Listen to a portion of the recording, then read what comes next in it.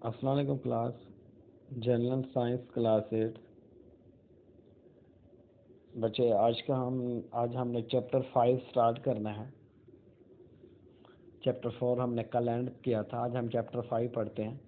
इससे पहले हमने चैप्टर 1 चैप्टर 2 पढ़ा, चैप्टर 4 पढ़ा, चैप्टर 3 हमारा रहता है। इंशाल्लाह हम बाद में पढ़ेंगे चैप्टर 5 के बाद। तो चैप्टर 5 का नाम है जी आपके पास केमिकल रिएक्शंस के जो डिफरेंट किस्म के केमिकल्स हैं वो आपस में किस तरह से रिएक्ट करते हैं, किस तरह से कंबाइन होकर नई चीज़ें बनाते हैं। अब बच्चे आप लोग समझें कि केमिकल क्या चीज़ है। आपके पास केमिकल, आपके पास कोई भी एलिमेंट या कंपाउंड हो सकता है। कोई भी एलिमेंट हो या कंपाउंड हो, आप लोग पिछली क्लासेस में ये सारा कुछ पढ़ चुके होंगे कि एलिमेंट और कंपाउंड क्या है। एलिमेंट आपके पास वो सब्सटेंस है, मैटर की वो स्टेट है जिसमें आपके पास सारे के सारे जो एटम्स होते हैं वो सेम होते हैं। एक एलिमेंट में सारे के सारे मिलने वाले एटम सेम होते हैं। यानी जब एक जैसे एटम्स आपस में मिलकर जो चीज़ बनाएंगे उसे आप एलिमेंट कहोगे। और जब डिफरेंट किस्म के एटम्स यानी मुख्तलिफ एटम्स आपस में मिलकर जो चीज़ बनाएंगे उसे आप कंपाउंड कहोगे। और हमारे पास क्या होता है, आपके पास जो भी सब्सटेंस है सारे के सारे एलिमेंट या कंपाउंड्स में आते हैं। अब आप लोग देखें, आपके पास वाटर है, आप उसको पानी को अगर आप लोग भर के फ्रिज में रखते हैं ना तो वो बर्फ़ में तब्दील हो जाता है। फिर अगर आप उस बर्फ़ को बाहर निकालें तो आपके पास मेल्ट हो जाते हैं, पिघल जाते हैं, दोबारा पानी में आ जाएगा। उसको पानी को दोबारा हीट करें तो आपके पास स्टीम में कन्वर्ट हो जाता है, वेपर स्टेट में कन्वर्ट हो जाता है। इस सारे अमल के दौरान यानी पहले पानी का बर्फ़ में तब्दील होना, फिर दोबारा पानी में, फिर हीट करने से वेपर में या स्टीम में चेंज हो जाना, बच्चे आपके पास ये कहलाता है जी फिजिकल चेंज। इसमें वाटर जो है ना वो अपनी फिजिकल स्टेट को चेंज करता है, जो ज़ाहरी उसकी शक्ल सूरत है उसको चेंज करता है। इस दौरान जो कंपोजिशन होते हैं ना वाटर की वो चेंज नहीं होते। कंपोजिशन का क्या मतलब है कि कोई चीज़ किन चीज़ों से मिलकर बनी हुई है वो उसकी कंपोजिशन को शो करते हैं। वाटर की कंपोजिशन क्या है कि वाटर आपके पास हाइड्रोजन और ऑक्सीजन से मिलकर बना हुआ है। ये देखें आप लोग, इसमें हाइड्रोजन भी है और ऑक्सीजन भी है। ये इसकी कंपोजिशन है कि वाटर आपके पास हाइड्रोजन और ऑक्सीजन से है। इस तरह से जो कार्बन डाइऑक्साइड है इसकी कंपोजिशन क्या है कि ये कार्बन और ऑक्सीजन से मिलकर बना हुआ है। जो चीज़ जिन चीज़ों से मिलकर बनी हुई है वो उसकी कंपोजिशन को शो करते हैं।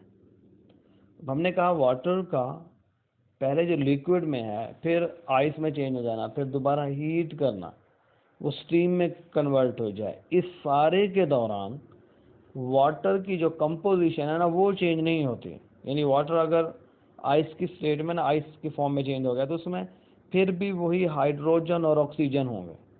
आपने उसे हीट किया, वो स्टीम में कन्वर्ट हो गया तो फिर भी उसमें हाइड्रोजन और ऑक्सीजन ही रहेंगे। यानी उसकी जो फिज़िकल स्टेट है वो कभी चेंज नहीं होगी। लेकिन हाँ, अगर आप इसी वाटर में पहले एसिड को ऐड करें, एसिड उसमें डाल दें, फिर आप उसमें से इलेक्ट्रिसिटी को पास आउट करें यानी करंट को गुजारें, तो फिर वो टूट जाएगा। वो टूट कर हाइड्रोजन और ऑक्सीजन को बना देगा। हाइड्रोजन और ऑक्सीजन जब बनेंगे उस वक्त वाटर की कंपोजिशन में चेंज आ जाएगा, क्योंकि वो हाइड्रोजन और ऑक्सीजन वाटर से एंटायरली डिफरेंट है, मुकम्मल तौर पर यानी टोटली डिफरेंट है। हाइड्रोजन भी गैस है, ऑक्सीजन भी गैस है, उनकी अपनी प्रॉपर्टीज है। जबकि जो वाटर है वो लिक्विड है और उसकी अलग प्रॉपर्टीज है। इसलिए जब आप इलेक्ट्रिसिटी पास आउट कराओगे वाटर की कंपोजिशन चेंज हो जाएगी। जब उसकी कंपोजिशन चेंज होगी, और याद रखना कंपोजिशन का चेंज होना एक केमिकल प्रॉपर्टी है, और जो केमिकल प्रॉपर्टीज हैं, जो केमिकल जो चेंज आते हैं, वो आपके पास केमिकल रिएक्शंस की वजह से आते हैं। इस चैप्टर में हमने यही पढ़ना है कि कैसे डिफरेंट किस्म के एलिमेंट्स या कंपाउंड आपस में रिएक्शन करके कंपोजिशन को चेंज कर देते हैं एक दूसरे के। इस चैप्टर के दौरान आपके पास जो चीज़ें बार बार यूज़ होंगी, नाम जो बार बार आएंगे बच्चे, वो आपके पास एक रिएक्टेंट होगा, प्रोडक्ट्स होगा। आप इनको देखें, रिएक्टेंट्स क्या होते हैं, प्रोडक्ट्स क्या होते हैं। Substances which take part in a chemical reaction are called reactants. वो substances यानी वो कंपाउंड या एलिमेंट जो आपस में रिएक्ट करें, जो आपस में कंबाइन हो, जो आपस में मिलें और कोई नई चीज़ बनाए, वो आपके पास रिएक्टेंट्स कहलाते हैं। अगर आप लोग देखें, यहाँ पर कार्बन और ऑक्सीजन आपस में मिल रहे हैं, तो कार्बन और ऑक्सीजन दोनों आपके पास रिएक्टेंट हैं। ये प्रोडक्ट क्या होता है आपके पास, दो substances which are formed as a result of the reaction are called products.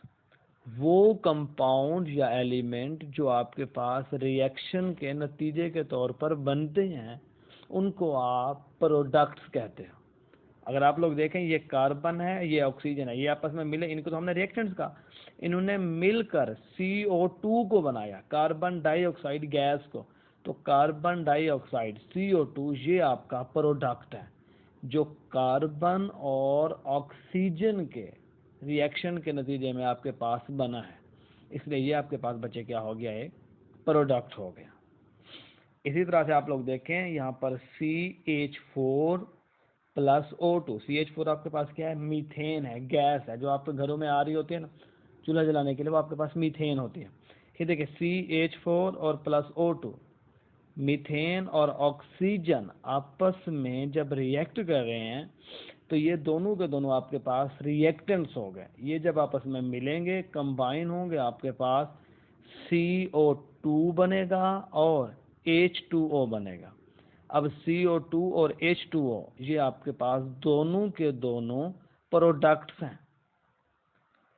ये था जी हमारे पास आज का लेक्चर। इसमें हमने सिर्फ बेसिक चीज़ें पढ़ी हैं जो इस चैप्टर में बार बार यूज़ होंगी। इंशाल्लाह नेक्स्ट लेक्चर में हम इस चैप्टर का जो फर्स्ट टॉपिक है उसको स्टडी करेंगे। ओके जी, अल्लाह हाफिज़।